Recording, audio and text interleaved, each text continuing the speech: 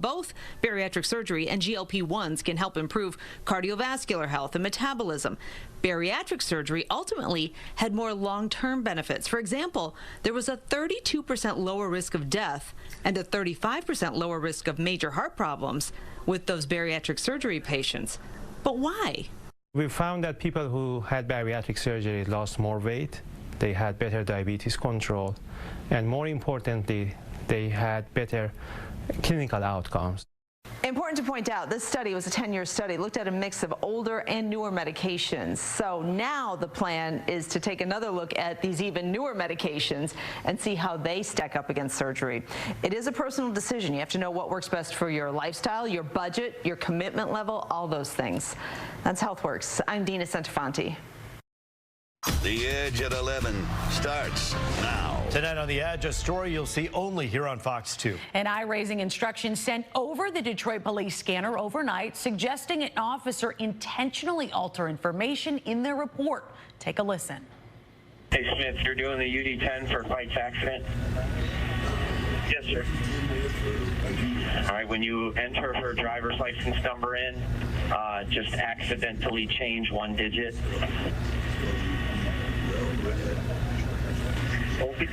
That was from about 5:30 Thursday morning out of the Detroit Police 4th Precinct in Southwest Detroit. DPD has confirmed to Fox 2 that this audio is authentic and is related to a crash investigation. Sources tell me it's related to an on-duty crash. Those same sources say it's possible this was done to circumvent this on-duty crash, affecting the officer's car insurance rates. It's unclear what the circumstances were of the crash. The 4th Precinct is now investigating the scanner traffic. At the start of the clip, the officer mentions what's called a UD-10. A UD-10 is a form that must be completed by law enforcement on all reportable crashes in the state of Michigan. Those stats are then pulled up by the Secretary of State. So, of course, Roop, still a lot of unanswered questions. This all unfolding today. The good news is, though, because we inquired about this and heard it on the scanner, they're now investigating, and who knows what this may open up in terms of the investigation. And it's important to keep our eyes open and understand that there may be more to this story, and we may be hearing that from the department in terms of why something like this in any case would ever happen. We'll follow up. Of course, certainly will. Thank you so much, Jess. Also tonight, minors have allegedly been buying marijuana at the neighborhood tobacco shop. Community members tipped off police, who then decided to shut the business down. Fox 2's Camille Amiri joins us live from Detroit Police headquarters with more. Camille, you promised us some more information on the smell that you could smell outside of this business. Yeah, we will get to that in a few seconds, Jessica, but they raided this place this afternoon. Fox 2 was lucky enough to be along for the ride. Not exactly what we expected. We're going to get to that in a few seconds, but take a look at the video. This is 313 Smoke City on South 4th Street on the Detroit-Lincoln Park border. Now, there's not a lot of businesses in this immediate area, but we talked to customers at the nearby liquor store and gas station. They were actually surprised to hear the news. Many of them said they'd never been inside this place. We talked to one of the customers and to Detroit Police Chief Todd Bettison on camera.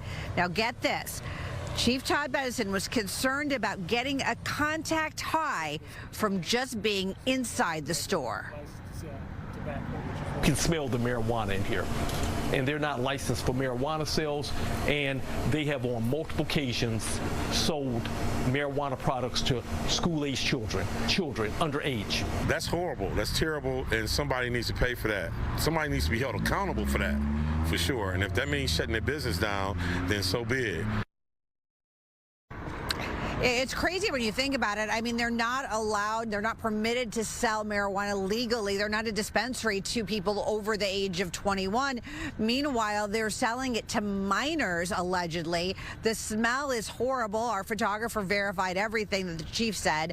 And it's just crazy. You saw in the video some of the things kind of aimed at younger juvenile people, younger kids, SpongeBob, what's it called?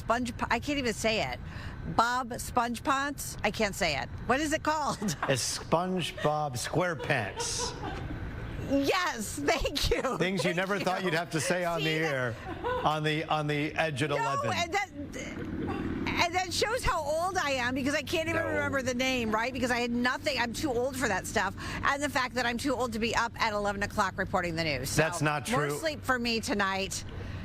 Wrong on both occasions, but I will tell you right now, as someone who obviously has covered the news for the years that we all have here, talk for a moment about the kind of surveillance that's done on these stores. How often is the city, is the state checking on these stores to make sure that everything is above board? Yeah, and that's the thing. I mean, the community really rallied around this and said, you know what, we are not going to stand for this. Even though the people that we talked to said that they were surprised about it, a lot of people knew about this. They called police. Police are like, look, we are going to bust every single place that we know about it. We know we've been covering this for so long. The police can't do it by themselves, right? The community is 50-50 with the police. So that something happens, they want to know about it. Obviously, if you walk in a store and it smells like marijuana and it's not supposed to smell like marijuana, that's a tip-off that something's going wrong. Of course, they're going to get their due process. This will go through the courts. Obviously, there's not a done deal, but you know, just it's good that kids will not be able to buy marijuana at 313 Smoke Shop tomorrow after class. Yeah, and looking at these allegations, you kind of wonder about the kind of packaging and, like you say, the SpongeBob SquarePants cartoon-like figures around it. That can be obviously something that has a lot of people turning their heads. Hey, thank you so much, Camille and Mary Forrest, live tonight. Thank you. Yes. One of two Hamtramck City Council members charged with election fraud headed to trial. We're talking about Mohammed Hassan, bound over today after a judge heard from the city clerk and others who testified about an absentee ballot application being filed with false signatures. The case revolves around the 2023 election. Hassan and council member Mutasin Sadaman are facing up to 5 years in prison if convicted. The owner of the Clinton Township building that exploded last year, killing a man, will now stand trial for involuntary manslaughter. A judge ruled today there's enough evidence for Noor Kesto to face a jury. Prosecutors say he illegally stored canisters of nitrous oxide and butane inside his business near 15 Mile and Groesbeck. The March 2024 fire sparked a series of explosions, sending shrapnel flying. 19-year-old Turner Slater, nearly a mile away, was struck and killed by one of those canisters. At today's hearing, employees testified they never received any training on hazardous materials. Take you out to Canton tonight. A man there accused of stabbing 3 of his family members now been charged. Prosecutors say 23-year-old Derek Alice-Maley is accused of attacking his brother, sister, and mother at a home on Park Lawn off Geddes Road on Tuesday afternoon. Alice-Maley is facing now multiple charges, including assault with intent to murder, and is being held on a $3 million bond. All 3 family members remain in serious but stable condition tonight. A teen is hospitalized after being shot inside of his Southwest Detroit home. That teen is now stable. Police are still looking for the shooter. Fox 2's Scott Wolchek has the latest on this investigation. We know that this 15-year-old is in stable condition, but a very scary night. They were shot at least 2 times in the leg, and you can actually see this house here on Campbell Street. There's bullets all over the windows here, and this damage keeps on going on. You can see more shots fired through each of these windows. This happened around 11 at night.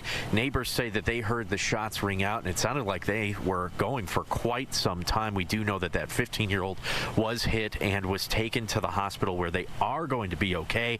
Very scary situation. DPD still looking for a possible suspect on this one. Take a listen to what neighbors had to say. We heard a lot of shots. It seemed like 4 times. They did it like they reloaded or something. Like it seemed like that, you know. And then I just heard people hollering and talking among them, and that was about it. Did it seem like the police got here pretty fast? Yeah, I think so, yeah. Police and the ambulance, too. It sounded like a heavy rifle, one of the big rifles. That's got to be pretty, how are you feeling?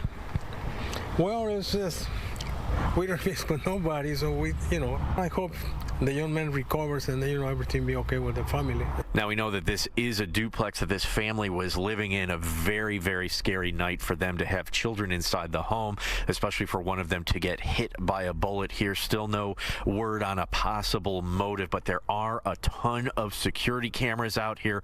DPD definitely going to want to talk to some of the neighbors out here. If you have any tips, please give them a call. For now, reporting in Southwest Detroit, Scott Wolchek, Fox 2 News.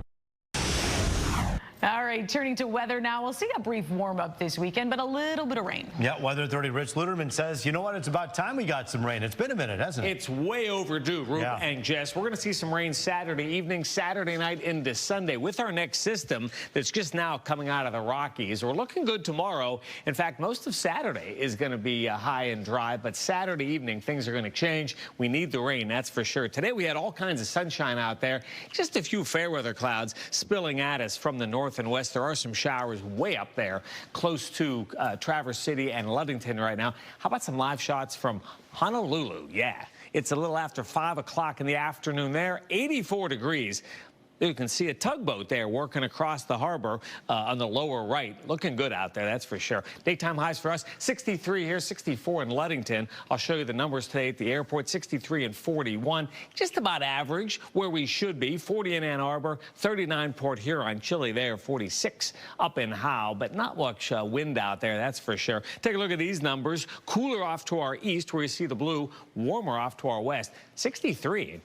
Minneapolis right now. But here comes our next weather maker. I'm going to stop the animation 7 o'clock tomorrow morning. A couple of showers perhaps in the northern thumb, but clearly it's going to be Saturday evening and Saturday night as that cold front eases into the central Great Lakes. Severe weather not for us, but down closer to Cincinnati and St. Louis perhaps. Chilly tonight, mostly clear skies. Tomorrow's a pretty good looking day, 67 for a high with more clouds, and right there shows the warm up for Saturday, the damp Sunday, and then next week looks chilly, Jess. We're going to check it again at 4 a.m. All right, Rich, thanks so much. Up next, former National Security Advisor John Bolton now charged in a classified documents probe. Bolton called it weaponizing the Justice Department. We'll explain when we come back.